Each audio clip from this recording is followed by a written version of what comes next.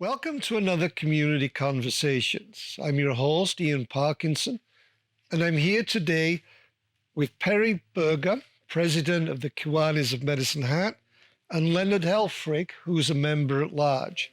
Welcome, gentlemen. Thank you. Thank you. So this is a big year for you, 100th anniversary. It is, yes. What are you planning? Well, we have a few things going on. We have a fundraiser that we're going to hold in Kiwanis Central Park. We are also planning a kind of a monument to hold a time capsule. So it'll just be a brick monument with our centennial logo on it. And I'm just meeting with some people this afternoon to get some prices on that. And hopefully that will be dedicated on August 3rd. Okay. And then as we continue on, we will have a banquet with our governor, who is with a club in Calgary, come down, and we'll invite all the dignitaries, of course, and we'll have and all the other Kiwanis clubs in the district. Okay, so your fundraiser event is in Kiwanis Central Park. Yes. Now, how are you going to separate the people from their money? We're planning on barbecue, hot dogs, and hamburgers.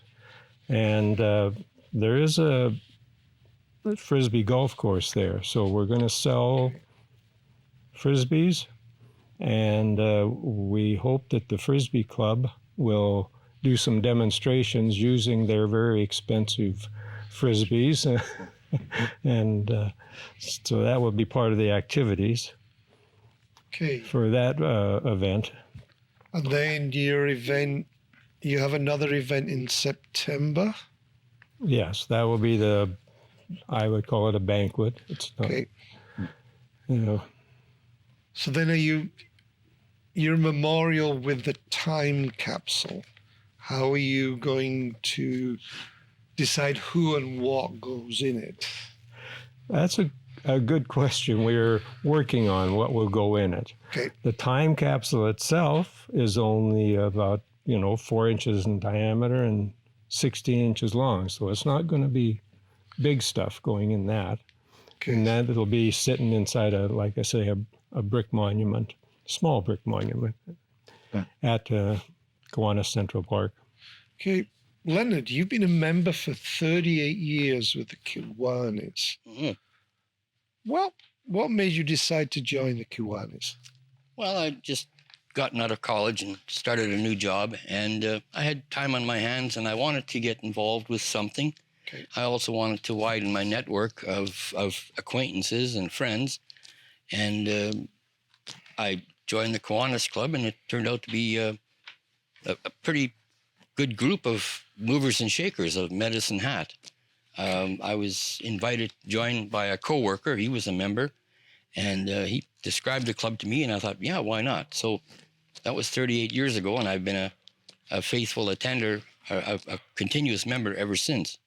So what kind of projects have you been involved in with the Kiwanis over 38 years? Well, there's the cadets. We give money to the 4-H. We used to do a thing for seniors called the Keys Units.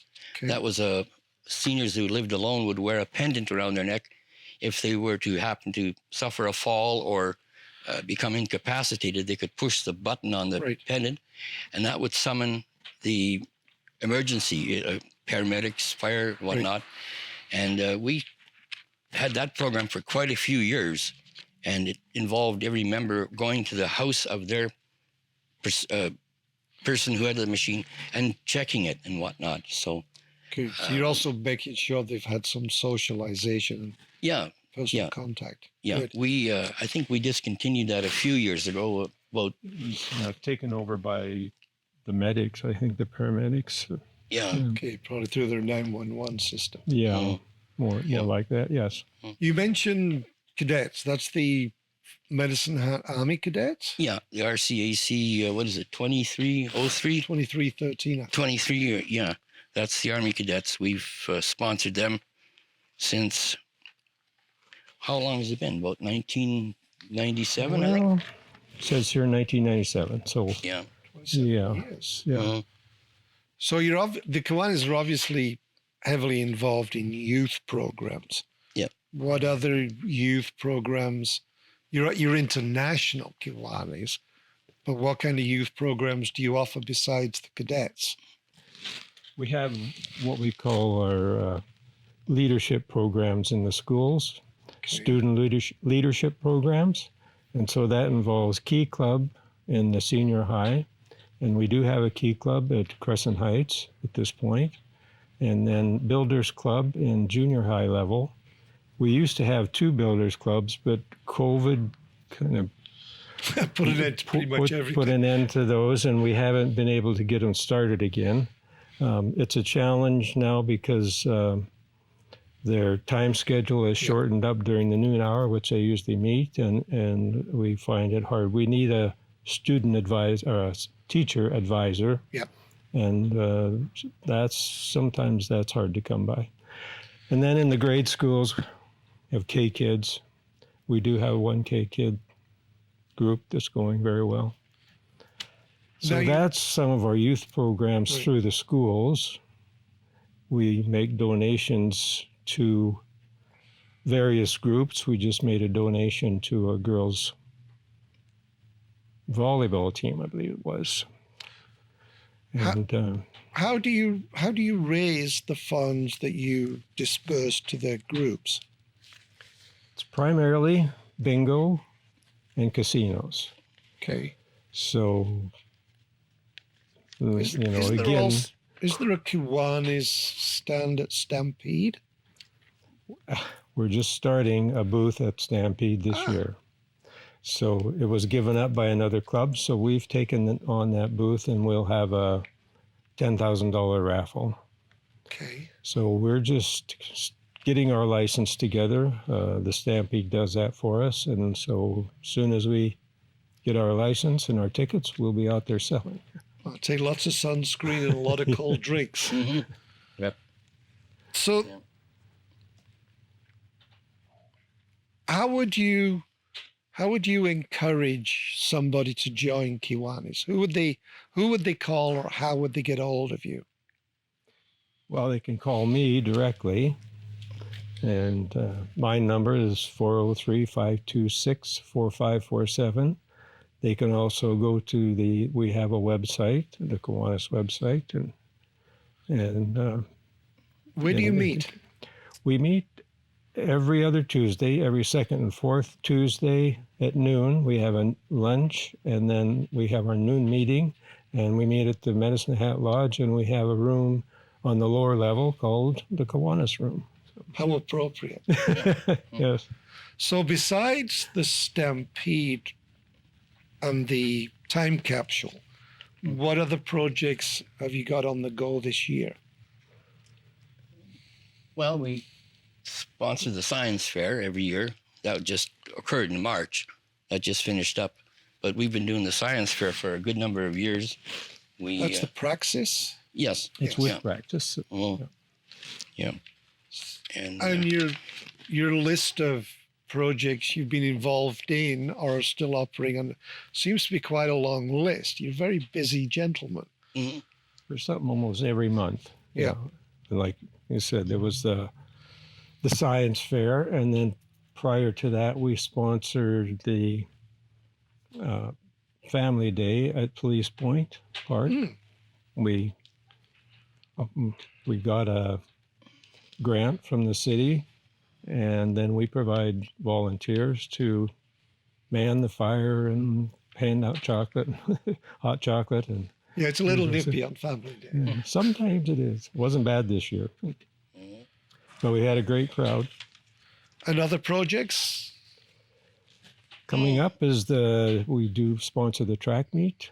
It's a junior Track meet. junior high level. Yes, it's the run, jump, and throw. Okay. It's held out at the Crescent Heights High School track there. So we also make a donation there, and we provide quite a few of the volunteers that do the measuring and stopwatches and whatever's needed. So how large is your group? Currently 32 members. Wow. We've been as low as 20 back in around 2000 and as high as 40 a few years later. But it's a little bit up and down, but we're kind of holding steady around 32 now. But you're not the only Kiwanis Club in Medicine Hat. There's the Kiwanis of Medicine Hat, and there's Gas City Correct. and Golden K. Right. So what's the difference? Just, I think as those clubs developed, for example, we meet at noon for lunch, and there was quite a few people that wanted to meet for an evening meal. Right. And then others that just, like the Golden K, wanted to meet more like in the morning for coffee and not have such a formal meeting as we usually do. Okay. I get the impression by the name Golden K, they're probably retired. Yeah. Yeah. They are primarily, they are all retired. Okay. Finished their working careers and whatnot. Our club 40 years ago was more commonly known as the Downtown Kiwanis Club. That's what everybody called it, was the Downtown Kiwanis Club, because the members were primarily from the downtown area. Merchants, retailers, bankers, doctors, that sort of thing. Right. And so that's how they got the nomenclature, or the name Downtown Club. The Gas City Club, they were a group of men who they wanted to meet on a Wednesday night at 6 o'clock. And so that's what there was. And the Golden K, we helped them get chartered in 1981. And they are, like you say, retired members. So. Right, because that now answers for me the confusion, because there's a Kiwanis Downtown Club plaque on the band shell in Riverside Veterans Memorial Park, but I couldn't find a Downtown Kiwanis Club number. Yeah. And then somebody called me and said, "Oh, we're now Medicine Hat, not downtown. What do you need?" So we were like right from the inception, like when we were chartered in 1924, it was the Kiwanis Club of Medicine Hat. But the formality was dropped, and everybody sort of adopted the Downtown Kiwanis Club just to. Sure. Okay, yes, doing research into the park and the Kiwanis, you've been around for 100 years, so things have a tendency to get changed and not recorded. So what else would you like to share with our community, either about the Kiwanis or future projects? Obviously, you'd be happy to see them show up at the Stampede and buy raffle tickets. Yeah, I think that would be great. Our program, our next kind of a summer program coming up, it runs all summer, is the Best Block and Best Residence program. We're still doing that. There's some pretty heavy competition for that Best Block and Best Garden. Some areas of town, it's hard to pick because there's so many good selections, you know. So, people do take pride, and they really do go all out to beautify their property. And that's what we hope to encourage, you know. And I've noticed there's quite a few people in the flats have now started to be involved in Best Block and Best Garden. Yes. So kudos to you and your organization for beautifying Medicine Hat.